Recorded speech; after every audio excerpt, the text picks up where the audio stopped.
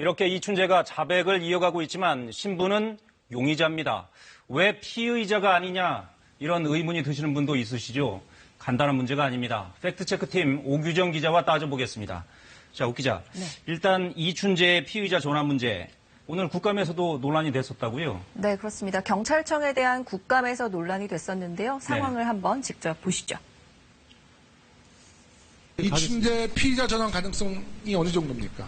지금 공소시효 완성과 피의자 여부에 대해서도 굉장히 법적으로 전문가들 사이에서도 의견이 나뉩니다.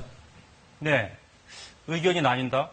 그러면 피의자 전환 왜 아직 안 되는 겁니까? 네, 결국은 공소시효 때문인데요. 네. 피의자로 입건한다는 건 경찰이 본격적인 수사로 형사소송 절차에 들어간다는 것을 뜻합니다.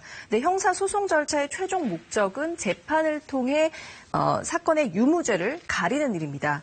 그런데 화성 사건의 경우에는 공소시효가 지났기 때문에 기소와 재판을 할 수가 없고 결국 피의자 입건이나 수사가 법적인 명분을 잃게 되는 겁니다. 네. 이 때문에 경찰도 실체적 진실 규명을 위한 수사가 필요하다는 점을 강조하고 있습니다. 네. 처벌은 할 수 없고 진실 규명을 위해서 하는 거다. 뭐 이런 얘기죠. 그럼 신상 공개도 그런 이유 때문에 못하고 있는 겁니까? 신상 공개 요건은 법에 명시가 돼 있는데요.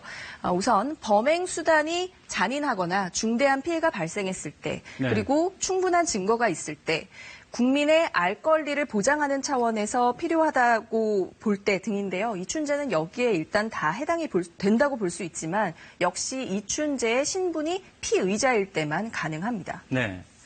지금 그런 상황이 결국 피해자 가족들에게는 굉장히 답답한 상황일 수밖에 없는데 그러면 손해배상 청구 같은 민사적인 방법들은 가능합니까? 네, 이 역시 현행법상 쉽지는 않습니다. 민법에도 소멸시효가 있는데요. 네. 우선 피해자가 가해자를 안 날로부터 3년, 이것만 보면 이춘재의 존재를 우리가 최근에 알았으니까 가능한 것처럼 보이지만 네. 그 다음 조항을 보면요. 불법 행위를 한 날, 즉 사건이 발생한 날로부터 10년, 이 부분이 걸리는 겁니다. 문제는 두 조항 중에 하나만 해당돼도 소멸되기 때문에 손해배상 청구도 쉽지 않은 겁니다. 네.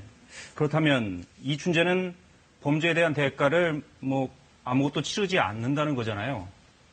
그래서 이 사건의 공소시효를 없애자는 특별법이 발의됐지만 이 통과는 불투명한 상황입니다. 네. 결국 화성 사건은 법적으로 유죄 선고를 받은 진범이 존재하지 않는 그런 모순적인 상황에 처할 가능성이 높습니다.